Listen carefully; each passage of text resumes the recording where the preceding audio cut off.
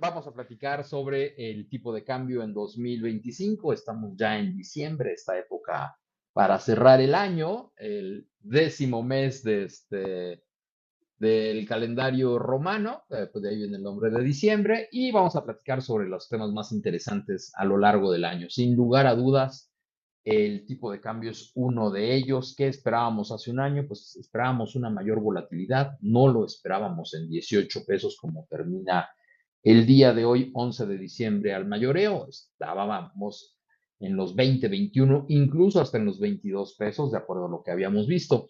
Hay que decir que en 2023 llegó a estar alrededor de los 16.50, incluso 17 pesos, pero conforme se conoció que Trump podría ser el candidato de los republicanos y que Trump podría tener algún punto importante y que Trump podría ganar las elecciones, bueno, pues la especulación empezó hasta llevar el tipo de cambio a los 21 pesos cuando Donald Trump llega a la presidencia en enero de este año y se confirma que Make America Great Again era su estandarte de batalla y en consecuencia todo el mundo esperaba que la economía norteamericana fuese muy fuerte y eso iba a fortalecer al dólar. En relación al euro pasó de 1.12 a 1.03, se fortaleció fuertemente frente al euro.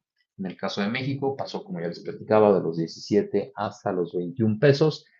Y después, Donald Trump nos dice, estoy harto de que el resto del mundo se aproveche de la economía norteamericana, tanto los japoneses como ahora los chinos, lo que han hecho es debilitar su moneda y de esa manera, pues, sus economías se han fortalecido. ¿Qué significa debilitar una moneda?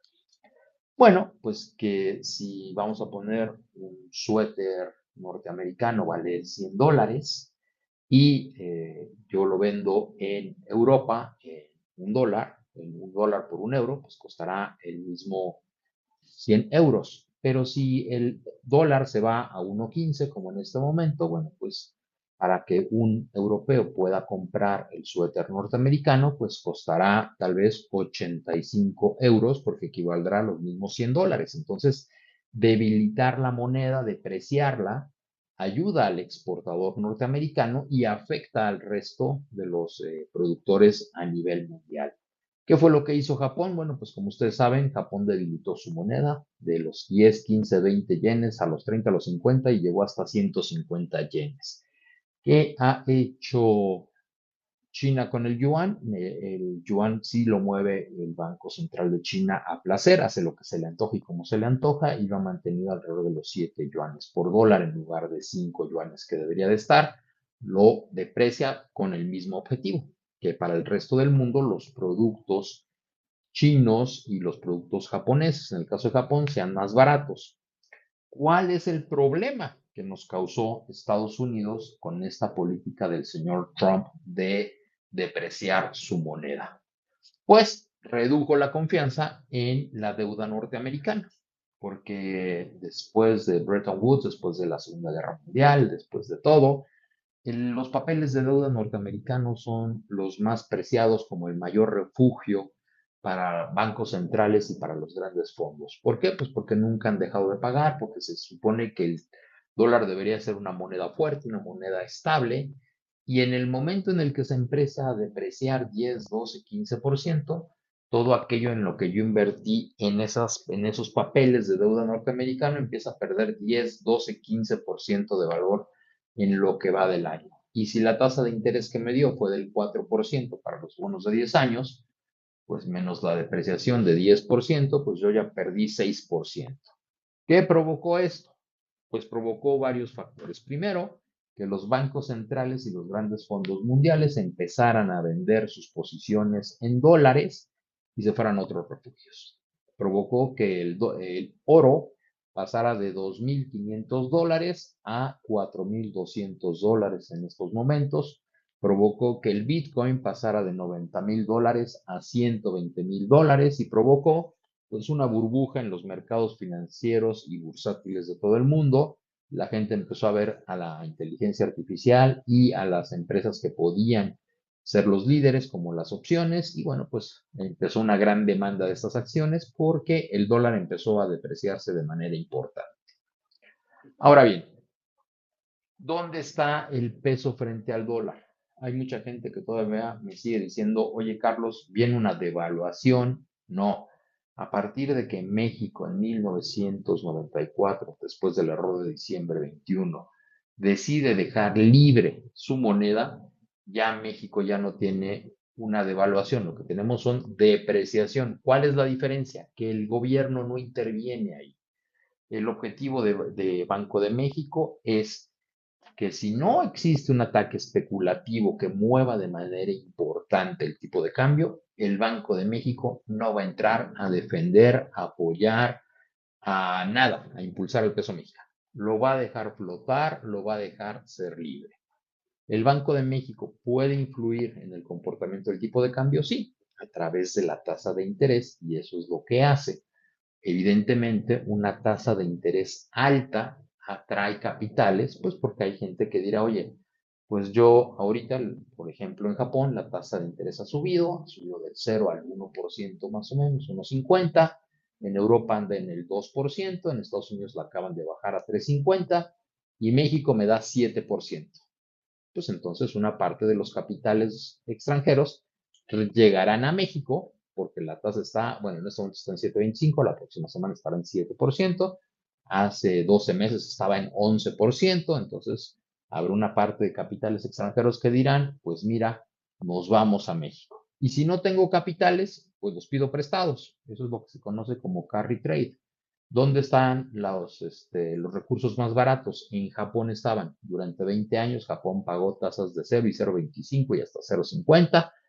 Y entonces llegaban los grandes capitales, los bancos internacionales, pedían dinero a través de sus filiales en Japón al 0,25, 0,50 y lo invertían en México porque México tiene grado de inversión, lo tuvimos hace ya 15 años y era relativamente seguro invertir en México a tasas del 6, del 8, del 9%. Entonces, pues era un negocio redondo para los fondos de inversión. Pido dinero que no tengo en Japón al 0,50, lo invierto en México al 6, al 8, al 9% y cuando termina eso, devuelvo con los intereses, me quedo con los intereses y pago el préstamo en Japón y me gano 6, 8, 9%. Si pedí 100 millones de dólares en un año sin hacer relativamente nada, me gané 9%. Eso es el carry trade. ¿Qué va a pasar la próxima semana? Bueno, ¿qué ha pasado en Japón? Japón, ¿por qué tenía esa tasa de interés tan baja? Básicamente, pues porque su población empezó a decrecer. Japón era un país de 135 millones de habitantes, hoy tiene 122 millones de habitantes. Empieza a decrecer la población, empieza a caer el consumo, empieza a caer la demanda y en consecuencia empieza a caer la inflación. Si yo producía 100 refrigeradores, pues de repente nada más estamos vendiendo 99, 98, 97 y entonces empiezo a bajar los precios de los refrigeradores para tratar de vender más y eso no da resultados y tenemos un problema. Pero después de la pandemia las cosas cambian porque empezamos a tener escasez de mano de obra. Y entonces en Japón, como me hace falta gente, lo que hago es que subo sueldos y subo sueldos y subo sueldos y eso es lo que está provocando inflación en Japón, algo que no habían visto durante todo este siglo. Ya tienen una inflación del 2% y ahora pues tienen que hacer todo lo posible para bajar la inflación y van a subir su tasa de interés.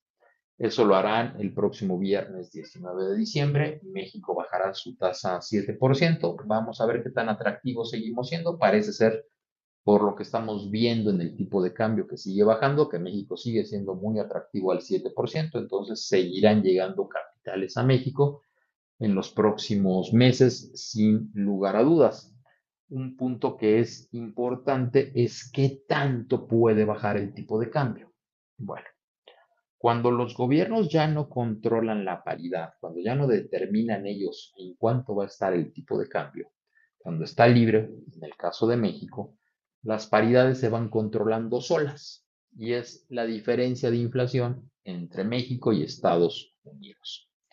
Si en Estados Unidos las cosas, la inflación sube 2%, que es normalmente lo que sube, y en México sube 4%, el tipo de cambio se va a depreciar cada año ese 2%, 36 centavos. Si en Estados Unidos la inflación es de 2% y en México es de 3%, pues nada más se debería de depreciar en términos, digamos, teóricos, 1%, 18 centavos. Y si la inflación en México y en Estados Unidos fuera similar, 2% en cada lado, pues no tendría por qué haber ninguna depreciación cambiaria. En el caso entre Estados Unidos y Europa, como sus inflaciones han sido muy similares en los últimos 20 años, por eso vemos que su paridad se ha mantenido alrededor de 1. Ha pasado exactamente lo mismo con Canadá y Estados Unidos, donde la paridad se mantiene entre 1.15 y 1.25, 1.30, y ha pasado más o menos lo mismo entre Estados Unidos y Reino Unido, donde la libra esterlina y el dólar pues juegan a 1.40 más o menos a lo largo del tiempo. ¿Cuál es un ejemplo de tipo de cambio teórico que es el que creo yo que debería de tener en este momento México? Bueno, pues yo tomaría como año base 2013, cuando el tipo de cambio estaba en 13.50, cuando todavía el petróleo estaba en niveles de 80, 90 dólares, cuando la economía mexicana traía una inflación de 3,5, 4%, y obtuve la inflación acumulada de 2013 a 2025. En estos 12 años, la inflación acumulada ha sido de 65%. En Estados Unidos ha sido de 30-35%. Entonces, la diferencia de inflación es 30%. A esos 13 pesos en los que estaba en 2013 le sumamos este 30% y me da un tipo de cambio teórico en 17 pesos. 17, 17.50 por ahí es hasta donde podemos bajar el próximo año. Ya a niveles por debajo de los 17.50 ya empezará a generar mucho ruido al mercado y vamos a ver cada vez más volatilidad, porque entonces vamos a encarecer mucho los productos mexicanos. ¿Quiénes pierden con un tipo de cambio cuando se encarece, cuando baja, como en este caso que pasó de 21 a 18 pesos? Pues los primeros que pierden son los exportadores. Una empresa que exporta una botella de vino, en lugar de obtener 210 pesos a 10 dólares, ahora va a obtener 180 pesos, 10 dólares. Entonces, ahí ellos son los primeros que pierden. ¿Quiénes pierden? Quienes reciben remesas. Antes recibías 100 dólares, eso se traducía en 2.100 pesos, ahora se traduce en 1.800 pesos. ¿Quiénes más pierden? Pierde el sector agropecuario. ¿Por qué? Porque una gran parte de los productos del sector agropecuario se cotiza en dólares. Ejemplo, el maíz, el trigo, el azúcar. Entonces, si la tonelada está, vamos a poner un ejemplo, vamos a hacer algún número, 200 dólares o 300 dólares, estaba a 300 dólares a 21 pesos, pues serán 6.300 pesos lo que yo recibía por tonelada. Pero si baja 18 pesos, de 6.300 pesos, bajo a 5.400 pesos por tonelada. Por eso es que una gran cantidad de productores del campo en este momento están muy enojados y dicen, con estos precios no nos alcanza, y hace 2 años sí nos alcanzaba, porque la cotización está en dólares reflejada en pesos. ¿Quiénes ganamos cuando el tipo de cambio se aprecia? Pues el consumidor mexicano, porque podemos importar productos, sale más barato, podemos viajar al extranjero, nos sale más barato. Y bueno, pues como ustedes pueden ver, hay ganadores y perdedores, pero llega un punto en el que ya las cosas ya no pueden bajar, porque entonces atraeríamos una gran cantidad de compra de dólares y al comprar dólares, bueno, pues elevamos el precio del dólar. Entonces yo creo que 17.20, 17.50 ya es un piso teórico correcto, adecuado, acorde a lo que estamos viendo. ¿Qué ha ganado Trump con un dólar barato? La verdad es que nada. De acuerdo con las últimas cifras de exportaciones e importaciones norteamericanas, la situación para Estados Unidos sigue muy parecida. A los norteamericanos ese 10-15% de productos que están comprando fuera de su país no les afecta mucho, ¿no? Y bueno, hay que recordar que Estados Unidos además puso aranceles. Entonces, por un lado es más barato comprar, pero por el otro lado pones aranceles del 30-40%, pues lo que tienes es una pérdida real de entre 20, 25, 30%. Entonces, ¿qué debemos de esperar para los próximos meses? Uno, ¿cómo nació todo este problema? Nació con que Trump quiere un dólar barato. Trump no ha cambiado de opinión. Trump querrá un dólar barato para los próximos meses. Entonces debemos de esperar un dólar barato.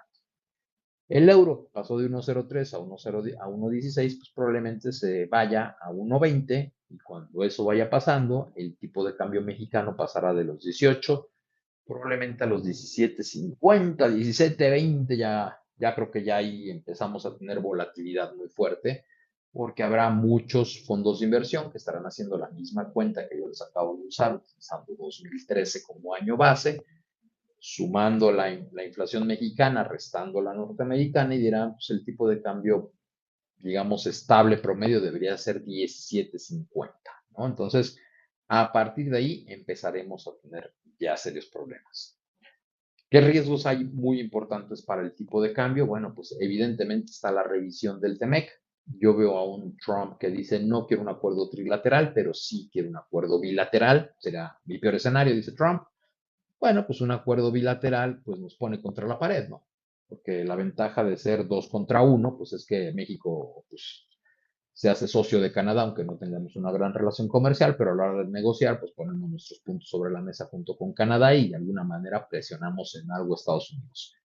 Si solamente negocia México con Estados Unidos, pues se podrán imaginar David contra Goliat, ¿no? O sea, seguramente nos van a apabullar los norteamericanos y entonces, bueno, pues será muy dispar esa negociación y todo eso se va a reflejar en un tipo de cambio donde si los inversionistas extranjeros ven que México sale muy afectado, que México puede ya dejar de tener margen fiscal para pagar sus deudas, etcétera, etcétera, pues empezarán a reducir sus posiciones en México. Eso es normal que suceda.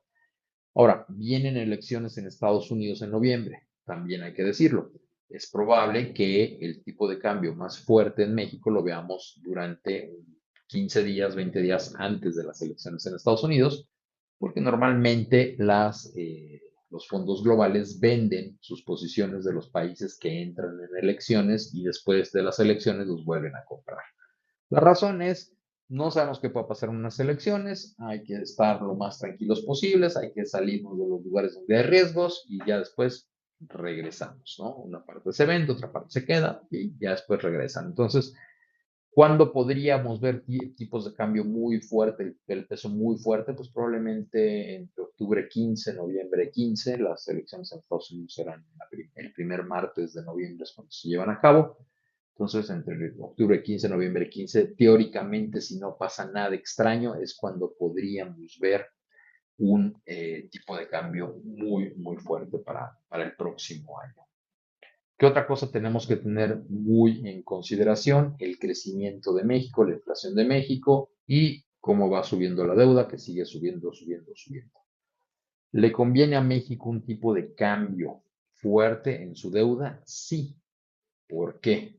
Porque México tiene más o menos 200, sumando la deuda de Pemex, CFE y la deuda del gobierno mexicano emitida en dólares, estamos hablando ya de 230.000 millones de dólares emitidos en dólares. Entonces, no es lo mismo de ver 230.000 millones de dólares a 20 pesos, que son 4.6 billones de pesos, a de ver 230.000 a 18 pesos, que si ahorita no me fallan las cuentas, son alrededor de 4.2 billones de pesos. Nos ahorramos 400.000 millones de pesos en el total de la deuda gracias a la apreciación cambiaria. Entonces, a Hacienda le conviene que el tipo de cambio esté fuerte. Esa es la principal razón por la que le conviene que esté fuerte.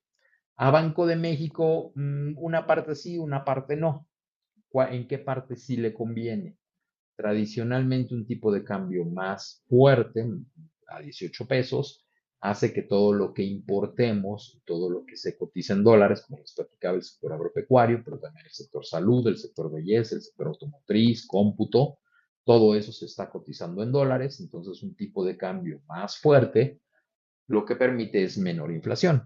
Ejemplo, si en enero de este año yo compraba una pastilla, un producto en $10, me costaba 210 pesos. Ahorita ese mismo producto me está costando 180 pesos. Entonces yo lo puedo revender. Si yo le quería ganar el 20%, pues 210 más 20% me da 254 pesos. Y ahorita 180 pesos más ese 20%, pues pasa a 216 pesos. Entonces el precio final pasa de 254 a 216. Hay una baja en los precios. Eso lo estamos viendo en el sector agropecuario, por eso frutas y verduras han bajado un poco de precio. Lo estamos viendo en algunas medicinas, no en todas, lamentablemente, en el sector belleza, cuyos precios no han subido tanto como el resto de la economía. Lo estamos viendo en cómputo, que también hemos visto precios relativamente estables, no han subido tanto los precios. Y bueno, entonces eso nos ayuda, le ayuda a Banco de México. ¿En qué no lo ayuda? Bueno, pues hay una cosa que se llaman los excedentes de Banco de México. Las reservas de Banco de México tienen que ubicarse más o menos en alrededor de 6 billones de pesos. La mayor parte están en dólares, pero cuando ese dólar baja, pues el valor de mis reservas como Banco de México acaba de bajar. No es lo mismo que yo tenga 200,000 millones de dólares a 21 pesos, que son 4.2 billones, a tener los mismos 200,000 millones de dólares a 18 pesos. Ahí ya mis reservas valuadas en pesos pasaron de 4.2 billones a 3.6 billones de pesos. Entonces, Banco de México, que este año reportó utilidades, tuvo un exceso en sus reservas y le pasó una lana al gobierno, para el próximo año pues tendrá que reportar pérdidas. Hay una pérdida cambiaria porque sus reservas en dólares ahora bajaron de precio. Entonces, hasta que se recuperen esas reservas, otra vez que el valor regrese a esos 4 o 5 billones de pesos, pues es que Banco de México le podrá repartir algo a Hacienda. Entonces, el próximo año no habrá excedentes, como es la palabra técnica que se usa, excedentes de Banco de México. Banco de México no podrá repartir excedentes, pues básicamente porque pues, el tipo de cambio pasa de 21 a 18. En pesos, las reservas de Banco de México acaban de bajar. ¿Le conviene a Banco de México para controlar la inflación? Sí, le afecta, bueno, pues porque no hay excedentes de Banco de México, que sus reservas aumenten, no hay utilidad cambiaria. Realmente Banco de México tiene una pérdida y tuvo una pérdida importante para este año. ¿A quién también afecta? Bueno, pues afecta a Pemex. ¿Por qué le afecta en este momento? Porque lo que Pemex exporta pasó de 21 a 18 pesos. ¿Pero en qué le beneficia? En que la gasolina que importa ahora la puede importar más barata. Donald Trump ha tomado medidas reduciendo aranceles, reduciendo todos aquellos problemas que le estaban afectando el precio de la gasolina y ya logró finalmente que la gasolina se cotice, se venda al público en general en promedio en $2.95, eso es alrededor de 14 pesos. Al principio de su mandato, ese mismo litro de gasolina andaba sobre los 3.50, eso significaba más o menos una gasolina en 16 pesos. Entonces, bueno, pues Pemex ahora gastará un poco menos en importar esa gasolina y vamos a ver si reporta finalmente utilidades en sus refinerías. Lo dudo muchísimo. Va a estar perdiendo más dinero porque ahora la diferencia va a ser un poco más alta. Entonces, para Banco de México, para Pemex es una mala noticia, ¿no? Porque sus ingresos están muy dolarizados. Para el resto de la economía en general es una noticia dependiendo en qué sector nos encontremos. Hay sectores que se ven beneficiados, hay sectores que se ven perjudicados. ¿Qué debemos de esperar para 2026? Obvio, no una devaluación, eso ya olvídense de esa palabrita, una depreciación, yo la veo complicada, creo que por lo que hemos visto con un Trump que quiere un dólar barato, seguiremos con un tipo de cambio cercano a los 17.50, yo creo que para el próximo año.